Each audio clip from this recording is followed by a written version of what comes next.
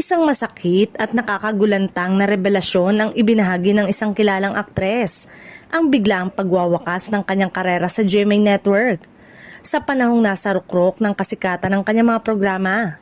Ayon sa aktres, hindi niya inaasahan ang nangyari sa kabila ng mataas na rating, solid na following at malinaw na kita para sa istasyon.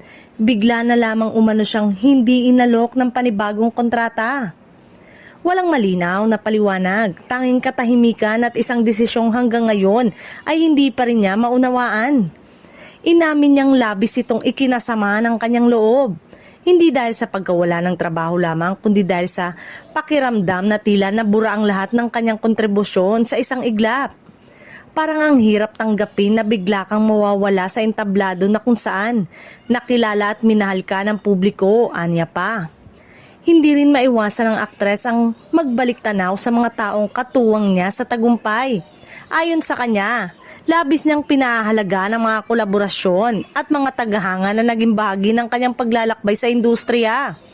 Alam kong may mga alaala at karanasan na hindi mawawala kahit ano pa man ang mangyari, dagdag pa niya. Sa kabila ng sakit at pagkadismaya, ipinahayag ng aktres na bukas pa rin siya sa mga bagong oportunidad. Hindi ko hahayaang tuluyang masira ang aking passion sa pag-arte. Bagamat natatalo sa isang laban, patuloy akong lalaban sa susunod na pagkakataon. Pagbabahagi niya sa kanyang mga tagahanga.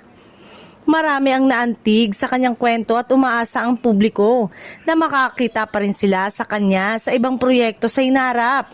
Ang kanyang karanasan ay isang paalala sa lahat na sa likod ng tagumpay.